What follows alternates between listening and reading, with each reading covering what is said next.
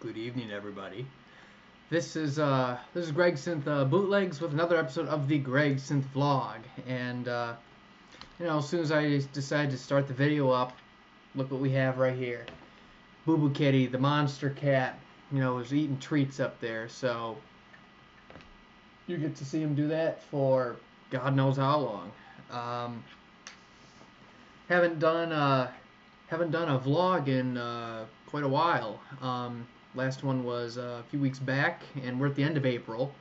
And I've been enjoying all these anniversary tributes to Japan '79. I highly appreciate all the messages all over Facebook and YouTube where it's like, "Happy anniversary to Tokyo '79. Don't you love this gig, Greg?" And I'm like, "You crazy people." Ugh. Everyone's like, I can't believe this. I'm not gonna argue it anymore. It's too much fun. But yeah, got a lot of questions here. It's actually surprisingly it's not as ridiculous as I thought it was gonna be, but there's still a healthy amount of questions here, and there's some questions that have never been asked really, and some are a little bit more of the common ones that I'm used to. So it's gonna be a good mix of questions on this vlog. And before I get into the vlog here, since I haven't done one of these things since earlier this month, it's been about I want to say like been about 3 weeks. Over the past few weeks, I was taking care of things. I was working on projects with Elton John, like tape transfers. I've been dealing with a lot of stuff around here. Just basically, trying to fit my work schedule into the fun schedule and the hobby schedule and everything. And so, time was slowly starting to sort of kind of be not available for me, but hopefully I can pick up the pace a bit. So we'll start with the vlog here. But during that time that I wasn't doing the vlogs and just kind of idling would be the word, I always like checking out comments on YouTube and Facebook, and I always check my messages every day just to see what's going on. And I got an email from someone who they follow the vlog, and they've sent me questions and stuff, and which was cool, but it was actually the start of something that I'm very fortunate to now know about. It's kind of like when you get in contact with a person, and you follow through on something, and then you wind up talking with this person. It's like a domino effect. Something else happens, and then it leads down the road to something even better. And that's what was been going on the last few weeks. Is like, it started off fairly. I didn't think anything was gonna happen. Someone sent me some, questions via, email for the vlog, and then the person messaged me on Facebook and added me, and which is cool. And then we started talking a bit about about Queen and stuff, and it was pretty cool. But that was just the beginning of it, and then this person went out and they did a video project, and then had someone upload videos to YouTube because they didn't have a YouTube channel, but this other person did. And then this person that was uploading the videos, I've seen his comments on my videos for the past couple months, and he was writing some really cool comments on the videos about what he thought of shows and gigs and everything. And I'm thinking, this guy seems pretty cool. I'll follow through. And then the person that was messaging me on Facebook said that, he's got a Skype, which is great because I like to keep in contact with subscribers on Skype and everything. So I'm like, okay, this sounds cool. So I I added him on Skype, and then started with text, just chat, and it started off fairly regular, basic stuff, nothing too ridiculous, and then as time went on, it was like, oh, do you want a voice chat? And then all of a sudden, we went from text to voice chat, and then all of a sudden it just took off. It was absolutely, it was crazy and ridiculous in a very good way, because this person that I've met through another contact, turned out to be this amazing subscriber that, like, I don't have enough. I don't have any words really to describe him, because if I were to, I think we would be about 2 hours or so into the vlog by the time I'm done, and then I'd have to go to the questions, and it'd be a 4 hour vlog, which would be like, we gotta have an intermission. But I'm talking with this guy, and it's like, I'm very fortunate to have Boo Boo Kitty interrupting the vlog and everything, and getting his fat ass out of the camera. Oh, shoot. Thanks. But I'm very fortunate to have come in contact with these two people, because it's like, they made me see a lot of things that things that I have taken for granted. Like, something as simple as, say, picking up a sheet of paper, holding a bottle, writing with a pencil. It's like, it really just brought into light, how lucky I've been, and it really threw me for a loop, and I'm glad they have, they've came into my contact and came into my life in a way, because it's like, they're making me see things in a whole nother light, and it's helping me out a lot too. It's, I'm starting to, like, say, mellow out more, and just be fortunate of things, because I've taken a lot of things for granted, and and it's I can go into fine details and stuff, but we wouldn't have time on here really, but it's like, people like them come along very rarely, and it's extreme positivity, very optimistic. It's basically like the kind of person that everybody would absolutely love, to be in contact with, whether it be a simple contact such as chat or message, or a real life friend, or close contact, you name it. It's like, I've been blessed and fortunate for these people to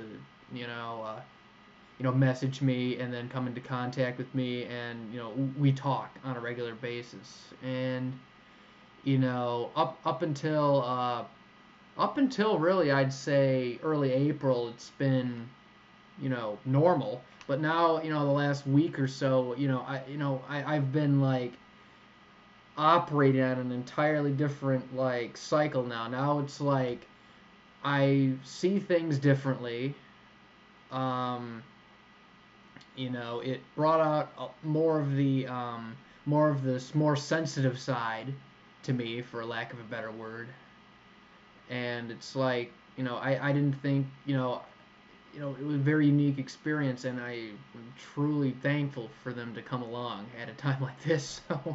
So thank you for those people. So I'm hope you're watching this. Let's see what else. Well, maybe I should get into the questions now. All right. We'll start with Jordan, Mr. Chin Wonder, who usually asks some very good questions, and these are no doubt some very good questions. First one is, if Queen Productions found they had full live video of one concert per tour, through 74 through 86. And they choose me to pick the show. Who would you pick and why? Oh, God. I hate when this question happens because then I end up changing my mind after I make the vlog. But for Queen 1, I would love to see one of the Hammersmith 73 shows where they supported Mott the Hoople. I think that would have been fantastic. 74 Queen 2 tour. I would like to see one of those earlier gigs before Rainbow. That they allegedly played Fairy Feller's Master Stroke. That would have been cool. And then for the U.S. tour, New York 74, Sheer Heart Attack tour 74. I would love to see Newcastle. Hopefully hits a C5 somewhere. 75 Sheer Heart Attack tour U.S. I would say I want to say that I want to say Detroit. I think it would be cool to get a hometown gig for myself. Yeah, I know, selfish, right? And then for Japan, the full 5-1 show, 5-1-75, may I say? I will say that. And then for what's after that? Man, my train of thoughts fucked today. Probably because of the stuff I've been going through. And then the Opera Tour. Opera Tour 75. Newcastle 75. Don't ask why. Maybe because I think it's an awesome gig. For US 76, the Boston 76 show on video. Sync it to the awesome audience recording from Dan Lipinski. Amazing. And then Japan 76, 331 Tokyo. Be cool to get a video on that. And then, maybe one of the Australian shows, Perth. Be cool to get video there. I would love to see, part of me wants to say Edinburgh, but Cardiff 76 would be cool on video because it was apparently raining, and it'd be cool to see Queen drenched in rain and stuff doing a show and everything. And then for US North American Races Tour, New York 77. I think it would have been epic to see their first show at Madison Square Garden. European races, second Earl's Court for obvious reasons. The video's got to be out there somewhere. I would love to see the full video of that. News of the World 77, Los Angeles 77 because of the apparently outrageous encore with all the people on stage. And it sounds like it was a great show from reviews and descriptions I've seen. And then 78 News of the World tour. The London show, the last London show of the tour where White Queens played. I would love to see that final show of the tour. It would have been epic, and it's a great show going off the audience recording. Too bad it's incomplete. And then U.S. Jazz Tour. I would love to be in the atmosphere for Oakland, 1978. The atmosphere was amazing on the audience recording, and I can imagine what the stage was like, final night of that leg of the tour. And then Live Killers 79. Probably one of the Munich shows. That way, on video, so it'd give me an excuse to see naked chicks and various other things. And plus, seeing Fred in his leather outfit is always a wonderful plus. No, isn't that silly? And then for Japan 79, I would love to see. Part of me wants to see Kobe because we don't have a recording there. It'd be cool to see a video of that because I want to hear that and see that for my own 4 eyes. But for available shows, the final night, Sapporo. And then for Crazy Tour, I do want to see a full Saarbrücken 79 though. For a full Crazy Tour show, any of them would be great. Part of me would be, say, Hammersmith 79. Another part of me would like another one of those earlier London shows in the intimate venue. I think that'd been cool. And then for U.S. Game Tour, one of the New York shows, Atmosphere. For Europe, I would love to be in the venue at one of those Wembley shows. 12/8. We'll pick that one because it's the strongest show overall. And then for Japan 81, I would do 212. South America 81, I would pick Sao Paulo the second night. And then the Gluttons for Punishment tour, I would love to see video of the Puebla show where the shoes are being thrown and the ridiculousness. That would have been cool. European Hot Space, I'm going to go with either Munich or Edinburgh. Sound great shows from the atmosphere and tapes we have. North America Hot Space, the second New York show. Japan, I would love to watch Osaka with all the fun setlist variations. Works tour, second Dublin because we need that gig, or I want to say no, actually no, we already have video of that, not that one. The first Brussels show, complete show from video. That would be cool, and be cool to get a Sun City video too, no matter which one. And then for 85, we already have the Rock and Rios. I'd love to get the Auckland show. That'd be awesome to watch. And then having another Japan show would be cool too. 5/9. And then for Magic Tour, I would love to have seen either Cologne or any of the Leiden shows, Brussels, or the Complete Mannheim. Those are my picks. And then second question is, I have seen that there are videos from the Garden Lodge. Is there any info that you may know about the tapes? Not really. They're freely available to download on Queen Zone. It's like 4 or 5 hours of just random home movies. I mean, it's Freddy's home life, really.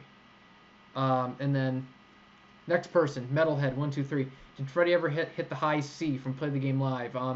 Not the record. No, not the record C5. No, he never did that phrasing live. He did hit one C5 at the Sao Paulo show in 81 the first night as an ad lib, but that's the closest you'll get.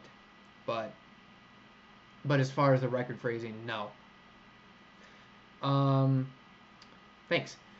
James said, if you had the chance to be in the studio with Queen and watch them record one of their songs from any album, which song would you choose? I would pick Bohemian Rhapsody. Watch him sing all the harmonies, overdubs, running the tape through. I would have loved to be in those sessions.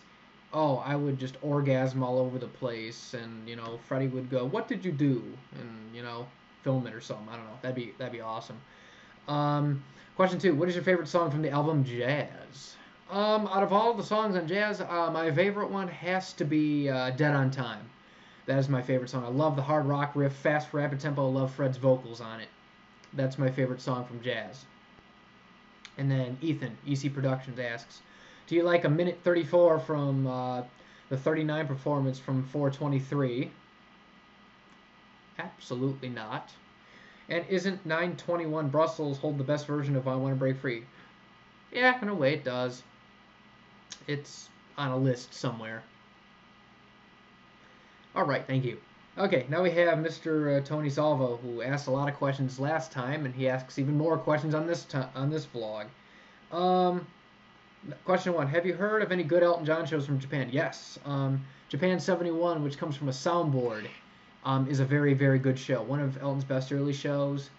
There's a couple shows from Japan 74 floating out there. Those are pretty decent. Quality ain't too good, though. The Japan 95 shows with Ray Cooper are probably some of the best shows from Japan in terms of musical abilities and set list. Those are some really good shows. And also 2001 ain't too shabby either. So there's that. Question 2: what's your opinion on the Billy Joel Elton John tour from 94, and what do you think of Elton's voice in the 94 time period compared with to 97? Well, I don't listen to the face-to-face shows, really. It's just not my cup of tea. I prefer to listen to Elton alone. Maybe someone else who listens to face-to-face can give you a better answer, but I'll be going off Elton's voice from 94 on his solo tour, 93, 94 solo tour stuff to 97.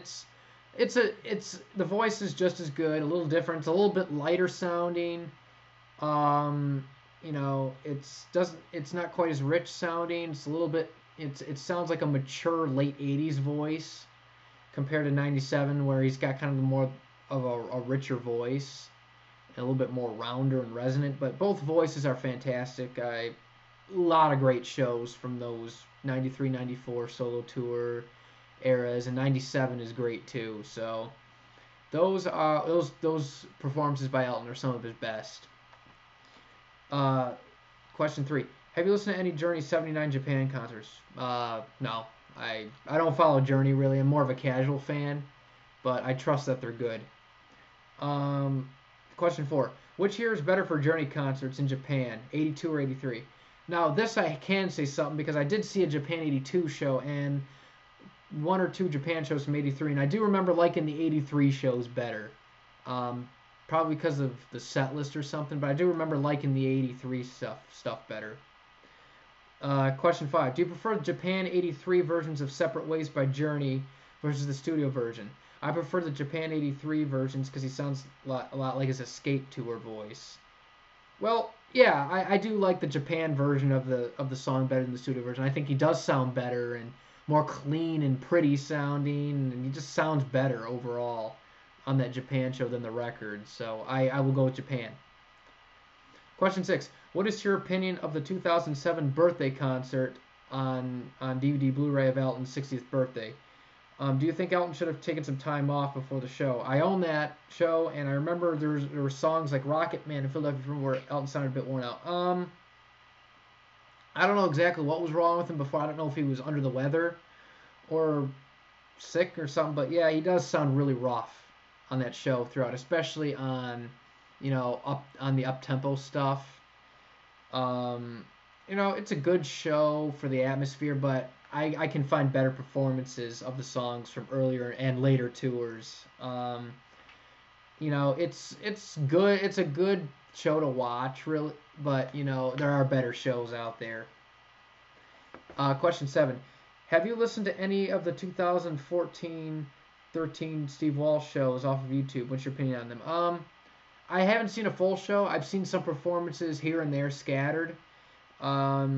I give him credit for trying, but Steve's voice was just he was lost a few steps from even 10 years back, and that's probably why he stepped down. I don't have the answer, but I would think that maybe he stepped down because he knew he couldn't really deliver anymore, maybe, but he definitely lost a couple steps, and Ronnie Platt is a great replacement. He's fantastic.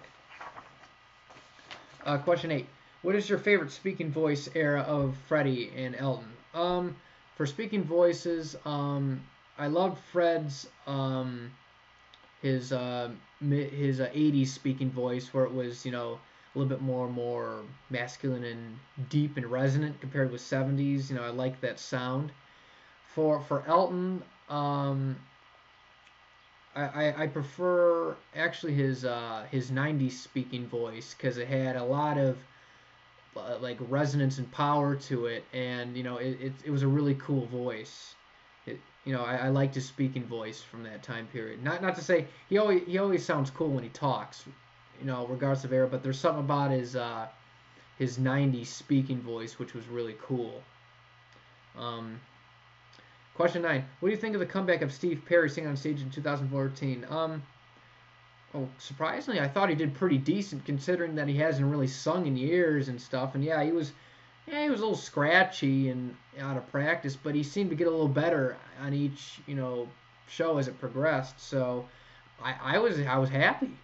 I'm thinking, yes, he still sounds pretty decent. It's not Steve Perry of 30 years ago or anything, but he still sounds like himself. I just think he sounded pretty decent considering that he's a senior citizen. So I was happy. Question 10. How many more years do you expect Elton John to keep on performing? Well, with his kids and everything, I don't think he'd stop really, but I think he's got enough in the tank to tour and perform for quite a few more years. he's having fun on stage. They're making a new album right now. It's expected to be out this fall. The last time I checked, and I think he's got quite a few more years left, and he still sounds pretty good, and I enjoy his stuff. So hopefully several more years. I mean, hey, if Paul McCartney is still going at over 70, I think Elton can do it too. Question 11. Which Queen songs do you know were transposed and for what reasons? I know Love of My Life was transposed. I believe it was written more for the guitar, so it was performed on a 12-string opposed to a piano, so it was lowered into a lower key there. The Hero was transposed for obvious reasons, because if you hear the S&80 version and then compare it to any other version after that, you'd know why it was transposed. Let's just say Roger was the hero. Who Wants to Live Forever was moved down 2 semitones from the record to the Magic Tour, so it was easier for Freddie to sing. Body Language was down half a step, probably because it was easier to play in D. That's my question. Well, that's my guess on that. And then 39 was played a half step lower live, but I believe that was due because of a capo on the guitar. And those are the songs that I know of off the top of my head. And then 12. What's your favorite brand of blank cassette tape? Really,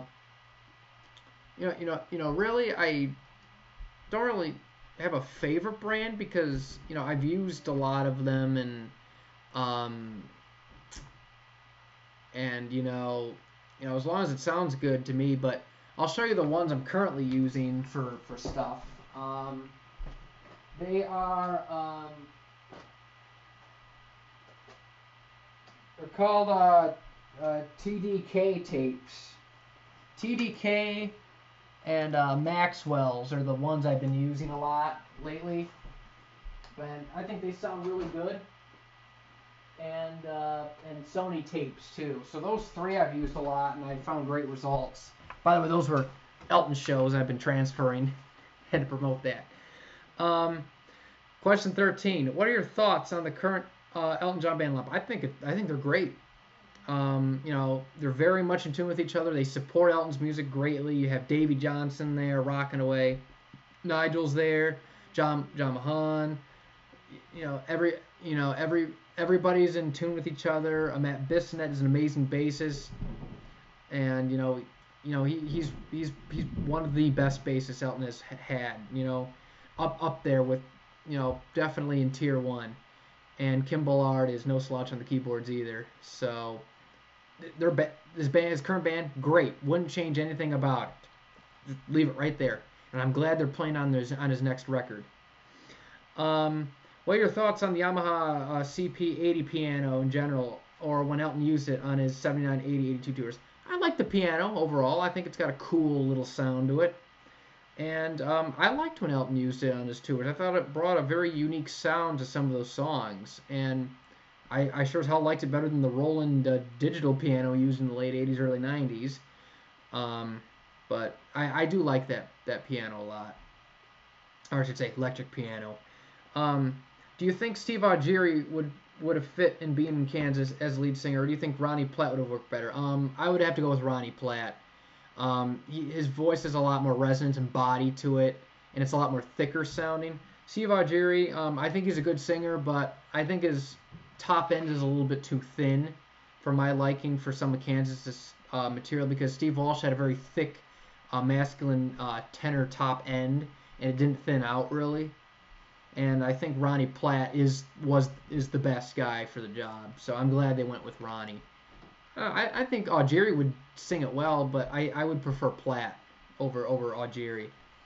Have you heard of a band called Prism featuring Ron? I think it's Tabak or Tabak. I think it's Tabak. I think he's a baritone. Sounds like a mix of Axl Rose and Jeff Tate. Well, I've heard of that name before. I didn't really check out the band. I saw one song on YouTube, Virginia. And yeah, he kind of does remind me a little bit of Axl Rose, albeit way better sounding. And, kind of Tate-isms on his voice. So he kind of does sound a little bit like them, kind of blended together. Although I think he's a little bit higher placed than both of them in terms of voice. I think he may be actually a tenor because he's a little bit lighter, but who knows? But he sounded cool on that songs. I may actually give him a try. I'll ask my dad about that because he's really cool and good with bands, that like Prism and stuff. Because I think he mentioned them actually. So I'll ask him about it. Okay. Thank you for the questions. Ginger Christmas. What songs from the 80s, 90s do you think would sound good if they were performing Queen 70s style? I would love to hear Innuendo played, 70s style. Innuendo would be cool, good. Was It All Worth It? Any song with like an epic edge to it, with like multi-tracks and harmonies. I would love to hear stuff like that, like off the Miracle and Innuendo. I think that would have been cool to hear, in the 70s style. And then we have Simon Christensen from Denmark. The Great Dane asks this question. Do you like when the lead singer is so nasal he can't pronounce any words while singing? Well, I can name two singers off the bat, either John Bon Jovi nowadays or Jeff Tate nowadays. But no, I don't like it. It sounds like shit. 2. Do you like random second octave notes being hit briefly at the start of a phrasing? It sounds amusing, but I don't really like it. Question 3. Do you like when the lead singer is so pissed he spits on his bandmates, insults the audience of a show, and when he takes the cell phone of an audience member throws away? Jeff Tate. I thought it was amusing, but I wouldn't be amused if he took my stuff and threw it in the audience or spat on me, and I wouldn't believe in love anymore if that happened. Question 4. Do you like the singer I'm talking about? Yes, I do. I loved his prime voice. I have a lot of Queensryche's earlier material, and I saw Jeff Tate live twice last year, and I enjoyed the shows, and I met him once, and he was cool with me, and I appreciated that, and I thought that was a really cool experience. So yeah, I do like Jeff Tate. I mean, I'm not a fan of some of the behavior that was written about him, but at least when I met him, he was really cool to me. So I cherish that memory. Question 5. Do you like when said singer's voice cracks on fifth octave notes that used to be walking the park room? Yes, because it means he's human, and the reason why he does that is because he was bald, lost his hair, so accidentally ripped part of his vocal cords out when they cut his hair. That's why. So I do enjoy that. It's funny.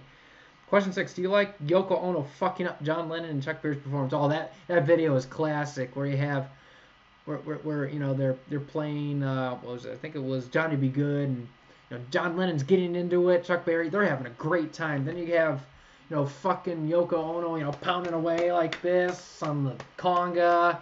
And then starts, yelping, doing the fucking like dolphin-like noises. Sounds like a big dolphin getting a big gigantic dick shoved in its ass or something. It sounded horrific.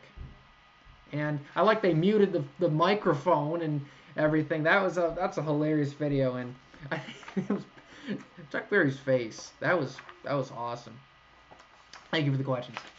All right, we have Sam, aka Queenaholic, asking me the question of if you were to make a live Killers album, what versions would you choose? Well, okay, Live Killers. First of all, I don't like Live Killers at all. I think it sucks. They picked the wrong performances from the wrong leg of the wrong tour. If it were up to me, Live Killers would have been on the next tour, where you actually had very good versions of songs from not only the band, but from Mr. Freddie Mercury. But let's say if Live Killers was restricted to the jazz tour, and that's it. So what we'd do is I would throw out that entire album, and we're going to start from scratch, because bad choices on the record. Let's say I was restricted to the jazz tour. Okay, first of all, and I will use the Live Killers set list, so I will omit those songs, but I may mention them later. First of all, for the we'll put the Thunderbolt introduction, which is cool. Then we'll do then We Will Rock You Fast. I think that the New York 78 version is good. We'll use that one. Let Me Entertain You, Second New York again. Death on Two Legs. gonna be hard because there's not really a standout version. But we'll go with the New York version. Killer Queen, I would go with Richfield 78. Bicycle Race, probably New York 78 or Vancouver 78, because those are fantastic. I'm in love with my car, Zurich 79. That's probably the only thing I won't change on Live Killers, because I think that's a fantastic version. Get Down, Make Love, I will not use 4 or 5 different shows spliced together because that's stupid. I would pick one solid version, which was very good. I would probably pick Second New York or Philadelphia 78's version. You're My Best Friend. I would probably pick Oakland 80. Excuse me, Oakland 78. Sorry about that. Oakland 78. Now I'm Here. No, I will not splice versions together. I would pick one version, and I would pick Oakland 78. Dreamer's Ball, a lot of great versions. Even Japan had decent versions. But I would probably pick Vancouver 78's version or Oakland 78's because of the atmosphere. Love of My Life, definitely a European jazz, a European Live Killers version. Not Frankfurt, but I don't know, maybe Cologne's version or Zurich. I remember those being all right. 39.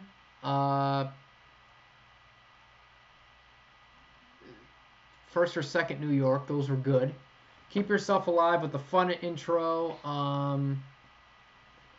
Probably. I love the Montreal 78 version. I've always loved that. I would pick that one. Don't Stop Me Now. Oh God. I wouldn't. I'm not breaking the rules here. If I had to pick one, a halfway decent one, probably Second Barcelona or Cologne. I'm sorry, but it's like, man, I wish it'd be on the next tour. Spread Your Wings. I have a fondness for Second New York 78. Brighton Rock, the instrumental stuff. I would go with Chicago 78's version. That is fan-fucking-tastic. Bohemian Rhapsody, probably First New York overall, or Second New York from what I remember. I'd include the Mustafa intro from Frankfurt as a bonus, so there's another one that I wouldn't change. So there's only like 2 little things. Tie Your Mother Down, I would probably go with First or Second New York 78. Sheer Heart Attack, I would probably go with Oakland 78. We Will Rock You, the normal one, probably First New York. And We Are the Champions will be First or Second New York. And then God Save the Queen, I don't know, maybe Chicago or Vancouver since the quality is fantastic. So yeah, there's my Live Killers. I just rushed through that. That's my guesses on it, which will probably be better than the official Live Killers because those versions of songs I listed are better than the other ones. And then if I were to include Somebody to Love, I'd probably pick Second New York. If You Can't Beat Them would probably be Second New York. And then Fat Bottom Girls, Second Barcelona because they actually get the harmonies well. So I'd pick those. And then Sam asked me, if you had to choose one song to describe your life, what would it be? I would probably pick Somebody to Love. Because, well, for obvious reasons. Need someone around. And Boo Boo Kitty ain't counting. Okay, thanks. Lewis, 165, 1997, asked several questions. He asks, do you think Rocket was a good opener for the American leg of the Hot Space Tour, and why? Well, it was all right. I didn't think it was the best though because it didn't build up really. It was like a slow start, and then it was just like a slow intro. It doesn't build up right. You need a fast song to open up those shows, like The Fast We Will Rock You. So I didn't think it was really too great of an opener. Question 2: in terms of arrangement, which tour is the best for Save Me? Game Tour versus Hot Space Tour? I prefer the Game Tour, the one where it's more subdued, where the guitar comes in during the second chorus. My opinion, and then third, my opinion on Cologne '79. It's a decent show. I mean, by Jazz Tour Live Killer standards, it's pretty good. I like it personally. I love It's Late Where He Doesn't Know the Words, but I think it's a decent show. I enjoy it. Question 4: what's the best concert from the European leg of the Jazz Tour? From what I remember, the second Barcelona is really good overall for the tour.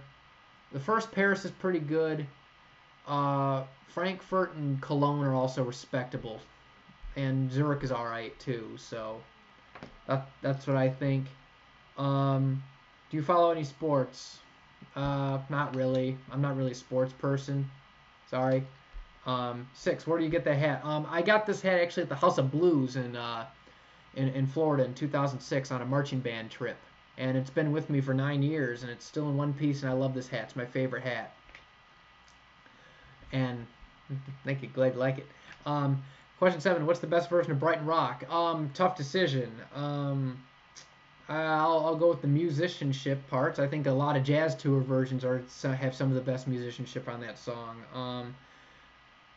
Chicago 78, Vancouver 78, Montreal is no, not Montreal. No, that one has some.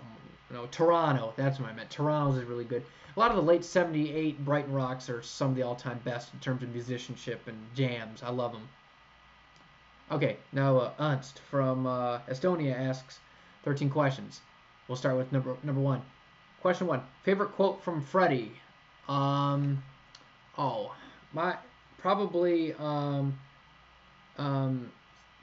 My favorite quote he has said is something to the effect of, I always knew that I was a star, and I'm glad people agree with me. Something like that. He said a quote like that, and I ended up laughing. That's probably my favorite. Question 2: best sounding song live and best sounding song on album. A great live song, which always sounds amazing live, for the most part. I think like Keep Yourself Alive or Tie Your Mother Down. Anything with like a raw kind of a sound where you don't need a lot of overdubs on it. And it's just, raw rock sounds really good, like those two songs. Best sounding song on album, something from Night at the Opera, like Bo Rap or Prophet Song, or like Innuendo from Innuendo. Sounds cool too. Question 3: if you could get an opportunity to ask Freddie, Brian, Roger, John only one question, what would it be? If I go down the line, I would ask Freddie, how does it feel to be Freddie Mercury? How does it feel to, be, best frontman, the best singer? How does it, what's it like to be Freddie Mercury? Brian, I would ask him, a question about astronomy and stuff about outer space. Roger, I would probably ask him his thoughts on the music industry in general, because he's pretty upfront and honest about stuff. So it'd be cool to get someone who doesn't take bullshit and just frank about stuff. I'd love to get his take on the music industry. And then for John, I would just ask him probably something equipment related or technological. I would ask something like a breakdown of Queen's live sound.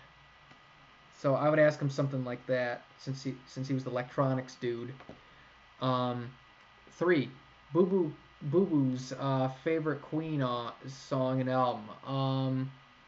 I would have to go with his favorite album is probably News of the World, because I remember him meowing when We Are the Champions was on. And then his favorite song I remember was, I think it was Don't Stop Me Now, because he ran into the room with his tail held high when the Hammersmith version came on. So we'll go with that one. Question 4. In your opinion, on which tour is Queen the wildest? Living the rock and roll lifestyle, no doubt. Probably the jazz tour. I'll have to go with the jazz tour. Question 5. Best and worst performances from the tribute show. Somebody to Love was one of the best. I loved the Under Pressure with Annie Lennox and David Bowie. I thought, I thought those were really good. And worst, probably Robert Plant's Innuendo was definitely not exactly one to be proud of. It didn't sound too hot. That's probably the worst one on there. 6. What's my favorite food? I love fast food like McDonald's and Taco Bell. But non-fast food, I really love pizza and meatloaf for my 2 favorites. Really love those. Question 7. Any thoughts about the Queen Extravaganza? I think they're awesome. I've seen them live a couple times. I seen them in Detroit 2012 and at the Fox Theater, and I saw them in Hamilton, Canada in 2013, January, and I thought they were fantastic. I love them. I think Mark Martel is fantastic, and he does Freddie justice. Describe my typical day. For a weekday, I get up at 3 o'clock in the morning and get ready, and then I'm at work by 4 a.m., and I work between 7 and 9 hours, and then I come home, and if I'm sleepy, I take a nap. If not, I go right on my computer and bullshit. That's pretty much my day for the weekdays. And on weekends, I sleep in, I stay up late, I work on tape transfers if there's any, I talk to people on Skype, and I blow my voice out at karaoke. That's my typical day. Question 9. Can you imagine yourself doing something different from this YouTube stuff? Probably so. This is a fun hobby, and I love doing all this stuff, but if I already see myself doing something else like that, probably something related with audio or music on a more professional level, whether it be composing my own stuff or working sound or doing research for a book about something related with music. I don't know, but it's probably music related. Question 10. What is your life goal? My life goal is to be successful, have fun, be happy, make sure everybody else around me is having a good time and happy, and think positive. That's what my life goal is. Question 11. What's my favorite Queen stage setup with the lights and other shit like that? Ironically, I really like the jazz tours setup and the works tours setup. I really enjoy those stage shows and lights. I think those were very cool. And what's Boo Boo Kitty's favorite food? Either those cat treats or McDonald's French fries. One of the two. He loves them both. Question 13. Has this happened to you that somebody random comes up to you in a public place and says, "Oh, hi, Greg. I love your channel." I wish that happened, but not really. But the closest to that would be like if when I go to Queen convention, somebody recognizes me from YouTube and about the videos and stuff. But that's the closest. But apart from that, I can't remember any time that happened. But that would have been cool, though. All right. As my throat starts to sound very parched and like a dried up cactus in the desert, let me just take a swig here.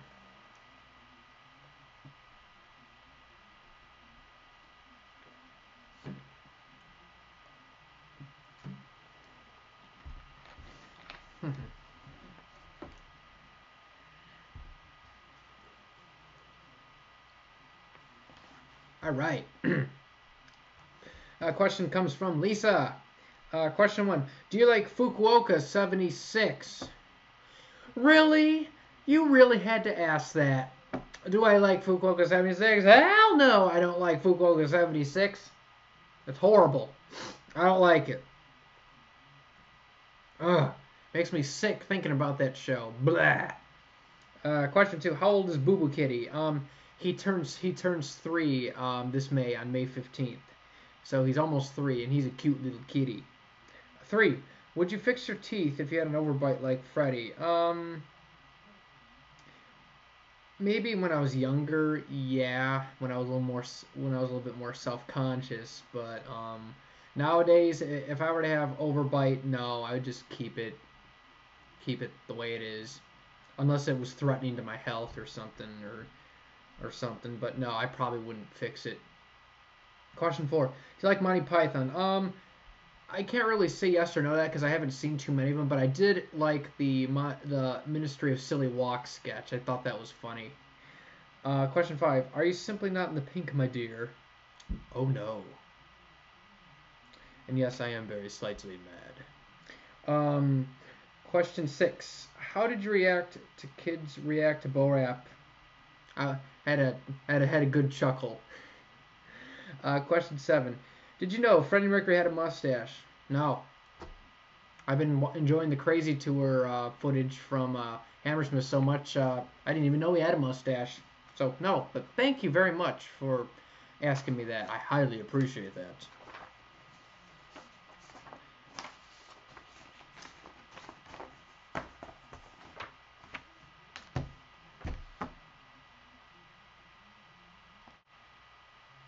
And now we come to somebody here who just loves to piss me off.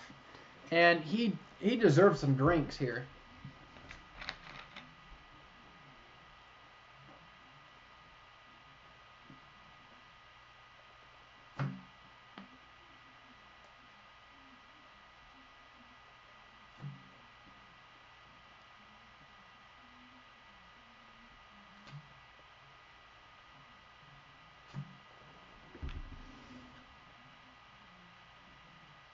Oh, I need another one.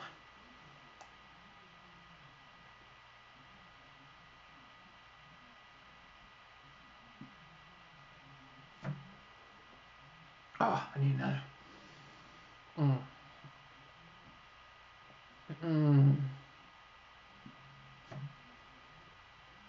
Oh, sorry.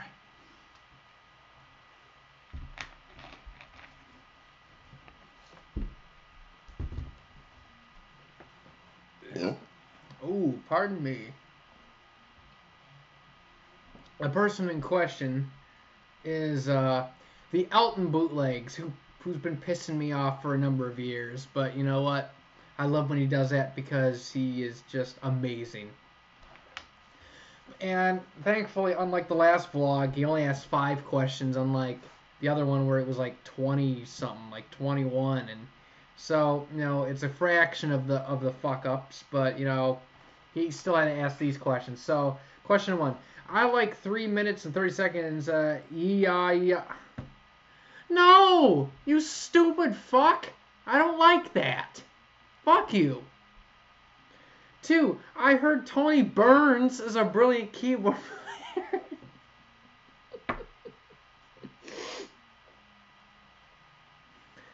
I heard Tony Burns is a brilliant...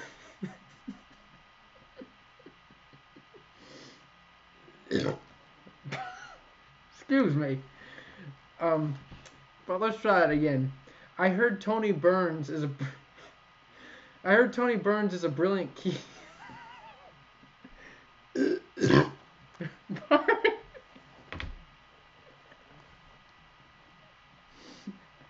I've heard Tony Burns is a brilliant keyboard player of Genesis.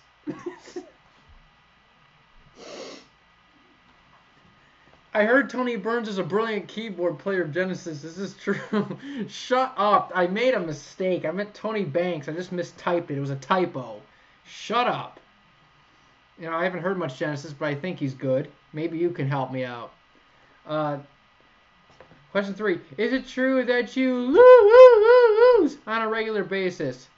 No. I don't. I don't think so. Maybe other people can give you a better answer, but no. And then question 4. Why do you like bad performances of Saturday Night's All Right for Fighting? Because it's funny to listen to them. And I love your reactions. Question 5. Am I correct in the assumption that we all need somebody to love? You are fucking correct, Einstein. You are correct. Thank you. Next person, Hugo, asks a few of them. He says, Barcelona 70 on the second night versus New York 11-16-78. Overall, for shows, I would probably go with the New York show by a little bit. They're both good, though, but I'll give New York the edge. Question 2. What's the best version of Tie Your Mother Down? I think it's from the Magic Tour. Overall, there's a lot of good versions. Probably either some from the News of the World Tour. Hammersmith 79 is a really good one. And there's a lot of good Magic Tour versions, like Second Leiden is really good too. So there's a lot of good nominees. 3. Do you think Borat from Sun City ranks in the top 10 best versions of this song? Overall, it probably would rank very high. I don't know as far as top 10, but it's probably up there. If it's in the top 10, it's like, on the lower end of top 10, maybe top 15, but it is a really, really good version. Question 4. Oakland 714. Is that gig the best in the tour? It's incomplete, but we have at least 80%. It's definitely a nominee. Fred was right on the money. The band was awesome. It's definitely one of the best shows from the U.S. Game Tour. I love it. Question 5. Rio. The second Rio versus second Vienna 84. What's that? Which one is worse? Which one's better? Well, Rio is slightly better, partly because of the atmosphere, but the second Vienna is worse overall. So that show, it depends on how it's answered. Question 6. Which version of Hammer to Fall is the best in the tour? Sun City or Stuttgart?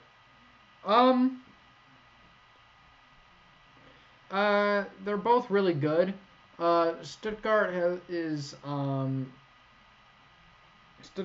little bit more. Sun City is more wild and crazy, and Stuttgart is more tight. If that makes sense.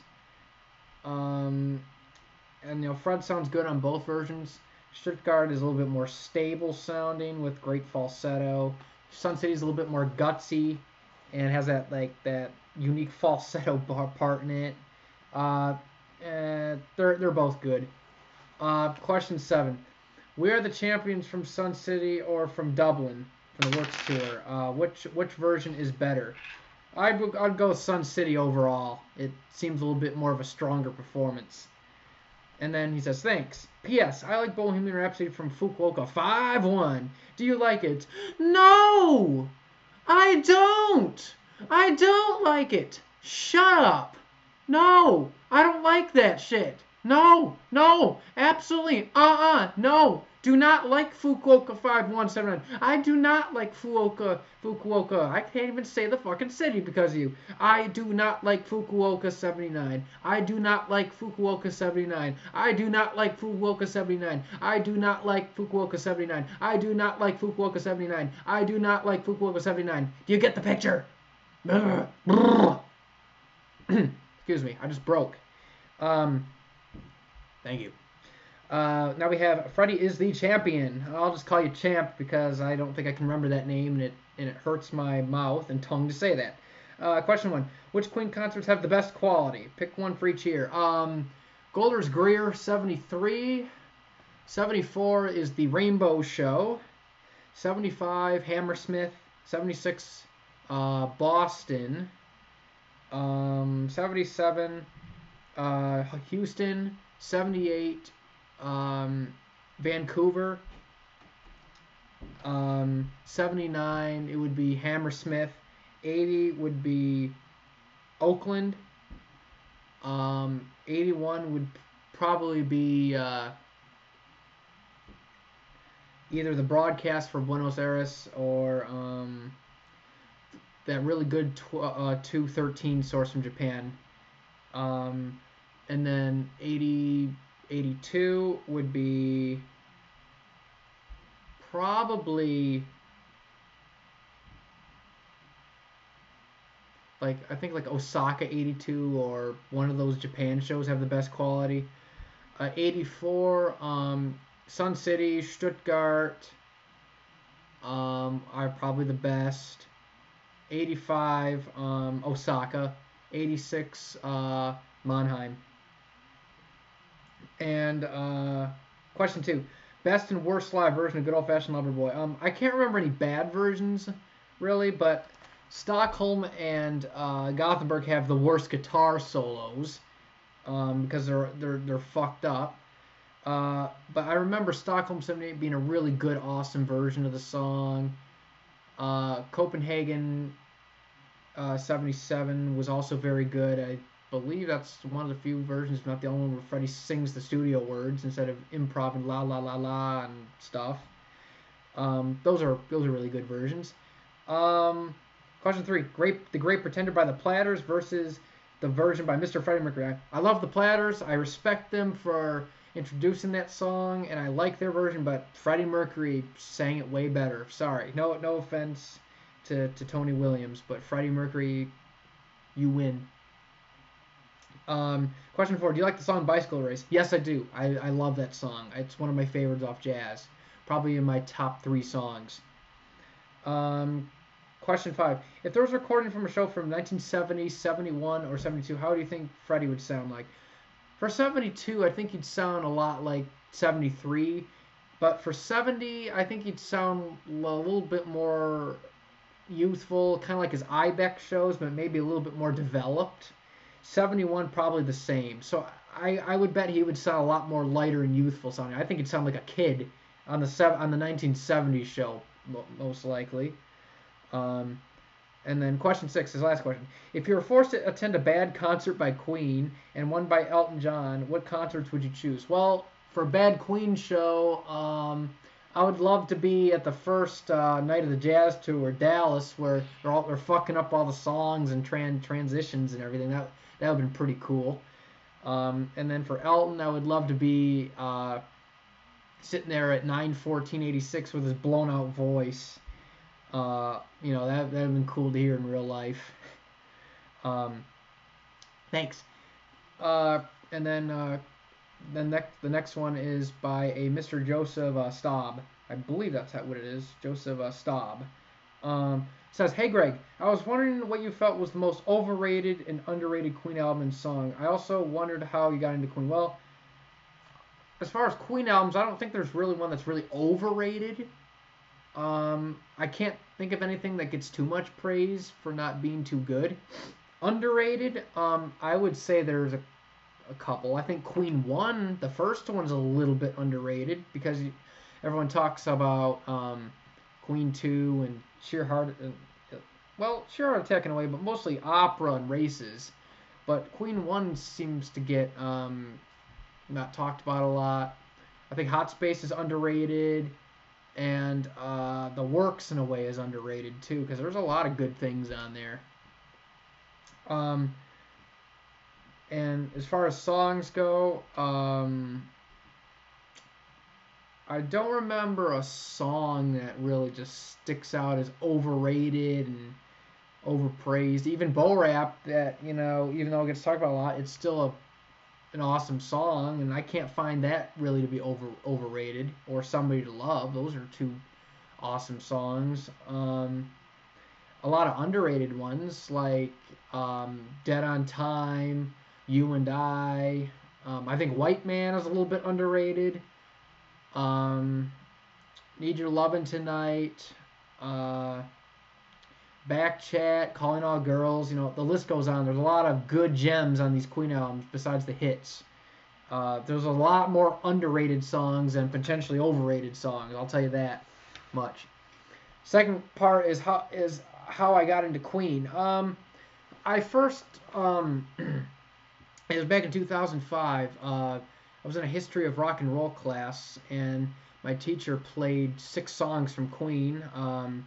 Bohemian Rhapsody, Under Pressure, Another One Bites the Dust, We'll Rock You, We Are the Champions, and I think it was like Keep Yourself Alive or Liar. One of those 2 songs off of the first album, and loved all that. And I asked my parents to get me a Queen album for Christmas that year, and and then the Christmas of 2006.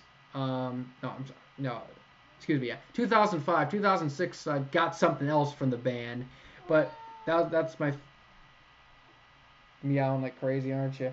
But 2005 is when I got into Queen, and that's when I got the Platinum Collection. And get your butt out of the camera, Boo Boo Kitty. Go away. Go away.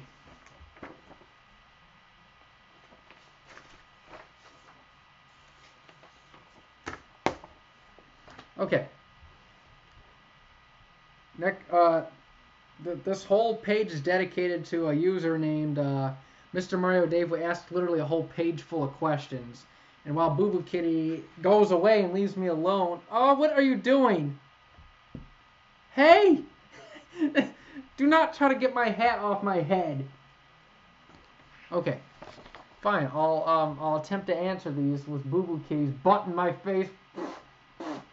Go away. This fucking cat. Mr. Mario Dave says, do you agree with my opinion that a mix of both 86 home shows would have been better than releasing the second one? No, I don't agree with that. I think they should have been separate shows like they are now, so we can compare the performances and really, you know, see them both, because it cheats people out of hearing a full show. Does Boo Boo Kitty want a treat? He's acting like he wants a treat. I just gave this fat ass some treats earlier. I did. Didn't I? Question 3. Don't you love Paul McCartney's 89-90 voice? The 4th of July 1990 Band on the Run is beyond words. He never sang it like that again. Oh, fuck that tour, and fuck his voice on that tour. You know, sound like a constipated cat getting frickin' surgery. Next question. Would you give your cat a cuddle on camera from me? Boo Boo is so adorable. Granted, my dog is much cuter, but come on. Well, fine. Your dog can't compare to this. Here's Boo Boo Kitty with his long cat pose. Long cat. Yeah. It's the long cat. Aw. Yeah. I'll cuddle with him. Yeah. Yeah, Boo Boo Kitty. Yeah. Try to top this with your dog. Nothing compares to me and Boo Boo Kitty. Yeah. And then, next question. Why are you so prejudiced against Latin American car horns? Well, because they sound like shit. That's why, especially if they come out of the voice box of Freddie Mercury, where you got multiple notes hitting each other at once. It's not an appealing sound. I hate that sound. I never liked that sound. It sounds horrible. Get your tail out of my face. Fuck. Go. There's cat hair on my nose and my mouth. Go away. Go away. And then, I can't get to my question properly. Next question. Are you gay, sailor? He, sorry. Well, not really. Yeah, you make your own judgment on that question. No, not really. That's my answer. Not really. Now, it depends on how you're saying that, though. If you're talking about the old school style of gay, in terms of like being very happy and positive and happy, then yes, I am super gay when it comes to that, because as you can tell, I'm very happy a lot. But if you're talking about orientation, not really. I'm mostly on one side, mostly. Oh, go, get out of there. He's trying to get into my cans and bottles in bags now. Freaking cat. But yeah, there's your answer to your little question there. And then, what do I think about the isolated vocal from 9/7? I think that would have sucked, and I'm glad that didn't come out. Otherwise, I would never listen to that show ever again. Excuse me, he's getting into stuff. So no, I don't want to think about that. Next question. What is love? Baby, don't hurt me. Oh, from Hathaway. I love that song. And Night at the Roxbury is a cool movie. Do I like dogs? Yes, I love dogs. I grew up with hound dogs, like beagles. And family dog is a trained Walker Coonhound that looks like a big gigantic beagle on 13-inch legs, gallops like a pony, and goes woo woo woo woo woo woo all the time. And yes, I do like dogs. Do I like Trippin' the Live Fantastic? No, I don't. Sorry, I don't like it. Do you like George Harrison's post-Dark Horse voice? I haven't listened to any of his stuff really, so I can't really say much about that. Although the stuff I heard from the actual Dark Horse tour I didn't like, so hopefully it sounded better than that. Next question. Do you really want to hurt me? Do you really want to make me cry? Well, after these questions, yes and yes. I do like some Culture Club songs. Do You Really Want to Hurt Me is one of the songs I really like. Another one is Karma Chameleon. And next question, how's it hanging? My voice is hanging by a thread right now because I'm abusing it to hell. Next question, how can you listen to the Rainbow 74 release? The auto-tune is too obvious for me. Well, there's not too much auto-tune really. It's mostly Melodyne and stuff, because auto-tune would have been more like robotic share shit and stuff, but I've grown used to the crap on the radio where they auto-tune everything to hell, so it doesn't bother me as much, although I wish they wouldn't have corrected it, because some of it really didn't need to be corrected, because it was either not off at all in terms of, slide into a note. It's like they fixed it to where they made it too robotic perfect, and it doesn't sound too good. Would you like Axl Rose singing It's a Hard Life or White Queen? Neither of them. It wouldn't suit his voice. Next question. Can you sing? I can carry a tune, but that's about it. Do I like Zappa? I respect his talent. I haven't really heard much of Zappa to really say anything, but some people say that I should check him out, so maybe I should. Use one word to describe Tokorozawa 82. Interesting. Does Boo Boo Kitty like Twilight? No, because I asked him about that earlier and he scratched me. Last question. Who's Boo Boo Kitty's favorite member of Queen? Hey, Boo Boo! I'll ask him right now. Come here. Come here, kitty.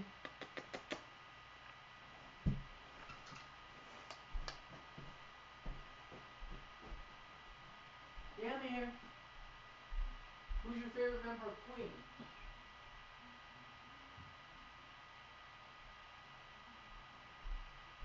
Who's your favorite member of Queen? Is Freddie Mercury your favorite member? Is it Brian? Is it Roger? Or is it John? I'll put you right up here. I'll ask you again.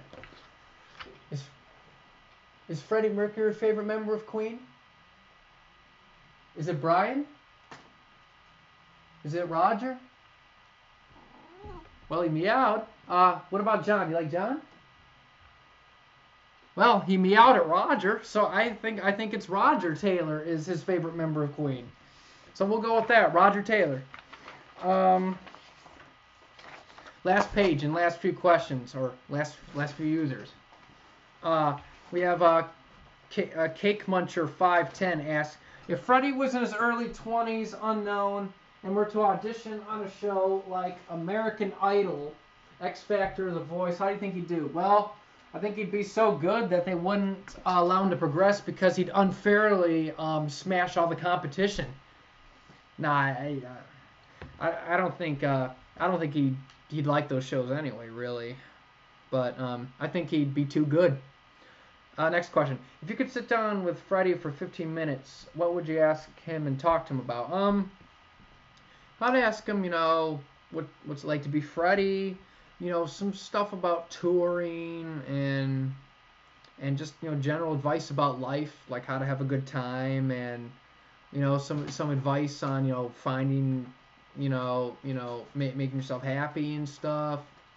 And, we'll sit and we'll, have a beer and just talk about general life. Question 3. Create a 10-song set list for Freddie if he were to perform at some local bar or coffee shop with just him and his piano. Well, just him and his piano. Death on Two Legs. This is not in order. These are just songs. Death on Two Legs, White Queen, Killer Queen, You're My Best Friend, Somebody to Love, Bohemian Rhapsody, Save Me, Good Old Fashioned Lover Boy, The Millionaire Waltz, and It's a Hard Life. Those are your 10. And then 4. During his Ibex performance of Communication Breakdown, did he go falsetto when hitting the high notes? It sounds way out of his range for it to be chest. Well, yeah, it was falsetto. Yeah, absolutely falsetto. Yes, it was falsetto. Thank you. Matt's Comics asked, what do you think is the most overrated Queen show? Probably the second Wembley show of '86. I know it sounds cliche, but you know it's apparently the most popular one, but it's not the best one. I mean, it's not a bad show, but there's way better shows that need more praise. 2. What's your favorite live album? Out of all the live albums I've heard, either the Queensryche Tokyo release, or Queen's Live at the Bowl. That's out of the ones I've heard. And also Wings Over America. Thanks. Thanks, Richard. Question 3. Elton's Australia '86 voice or Freddie's London '84 voice? Well, they're both voices I wouldn't want to hear. But I would probably pick between the two. I would probably deal with Freddie's London '84 voice because at least the show would be over quicker. And then the worst live song by Queen. For that, the worst live song. Probably Put Out the Fire, not because it sounded weirdly condensed in that medley, and it would have been better if it was played full, and it sounded out of place, really. It's like it was almost like they just threw it in the set list at random or something, and then learned it quickly. So that's one of the weaker ones. I mean, it's cool to hear it, but it's not a favorite of mine. And then last but not least, Chief Mouse, who does great video work, by the way, asks, which period or decade of Elton John's voice you like the best? Probably the 80s overall, especially the early to mid 80s up to mid 86. His singing voice was phenomenal then. Overall, and it's had several periods of stuff I really like mid 90s, like 93, 94, Big Picture, and 79 through 86, and early 2000s is good too, but overall probably the 80s. And then which performances of Border Song are the best in each decade? Well, 70s, the ones from his 1970 tour are really good. Edinburgh 76 is really good. It wasn't performed in the 80s. 90s, the Conan O'Brien show version is very good too, and Aschaffenburg is awesome from 97. And then 99 solo tour versions are great. And then 2000s, stuff from his 2001 tour are awesome. From his solo tours, amazing stuff. And that is the end of that is all the questions. Yeah, that's all of them. So there we go. Lots of great questions. Some I had to rant about because they had to be asked. But that's what I think of everything. And then see you guys soon in the near future.